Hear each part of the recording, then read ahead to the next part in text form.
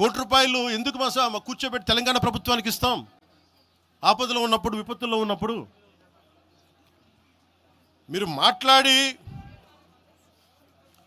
మీరు ఈరోజు మాట్లాడుతూ ఉన్నారు, బెదిరిస్తున్నారు. ఒకటే చెప్తా ఉన్నా, ఇక్కడున్న నాయకులందరూ కూడా, మరి శంకర్ గౌడ్ గారి దగ్గర నుంచి ఇక్కడున్న నాయకులు పేరు పేరున, సంపత్ నాయక్ కానీ, సాగర్ గారు కానీ, వీళ్ళందరూ కూడా మీరు బెదిరిస్తూ ఉంటే మేము భయపడి, సారు మీ కాల్ముక్తా సారు, మీ బాంచన్ సారు అన్నంత భయాలు ఉన్నాం. మేము వాళ్ళమే కాదమ్మా. ఇక్కడ మేము ఒకటే చెప్తా ఉన్నా, రాజశేఖర రెడ్డి గారు, వైఎస్ రాజశేఖర రెడ్డి గారు బతికున్నప్పుడు ఆ రోజు మీ గొంతులు ఏమైనాయి? ఆ రోజున మీ అందరి గొంతు తెరిచారా మీరు? ఆ రోజున తెలంగాణ గురించి వీళ్ళు మాట్లాడుతూ ఉంటే ఒకటే చెప్తా ఉన్నా, యువరాజ్యం పెట్టిన తర్వాత మొట్టమొదటిసారి నా మీద కేసు పెట్టి పోలీస్ స్టేషన్లో కూర్చోబెట్టింది తెలంగాణ భీమరావు బాడా కోసం.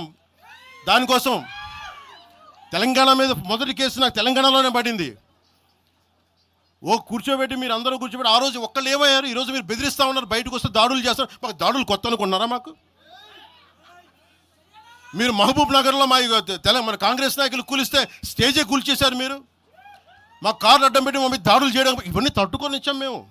ఖమ్మంలో మీరు దాడులు చేశారు ఆ టైంలో, అప్పుడున్న కాంగ్రెస్ ప్రభుత్వం. ఈరోజు మాకు కొత్త అనుకుంటున్నారా ఇవన్నీ? మీరు చేసే ఈ తాటాకు చప్పుళ్ళకి బెదిరేది కాదు జనసేన, గుర్తుపెట్టుకోండి. ఏదైనా మాట్లాడితే తెలంగాణ ప్రభుత్వం అధినేతలకు కూడా చెప్తా ఉన్నాను, మీ ఇళ్లలోకి వచ్చి దూరిపోయి ప్రైవేట్ ఆస్తుల్లోకి వచ్చి నిజంగా ఒక తప్పు జరిగే ఉంటే, నేను ఈరోజు మళ్ళీ చెప్తున్నాను, రీఐటరేటింగ్, యు సీజ్ ద ప్రాపర్టీ. సంతోషంగా చెప్తున్నా.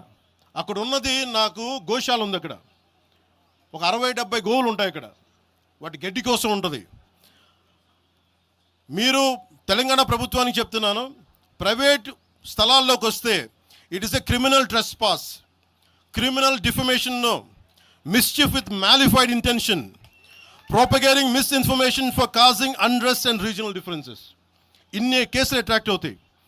ఇవన్నీ మీరు ఒక్కసారి కూర్చొని మీరు మమ్మల్ని భయపెట్టాలని చూస్తే వాటికి భయపడే వాళ్ళం కాదు.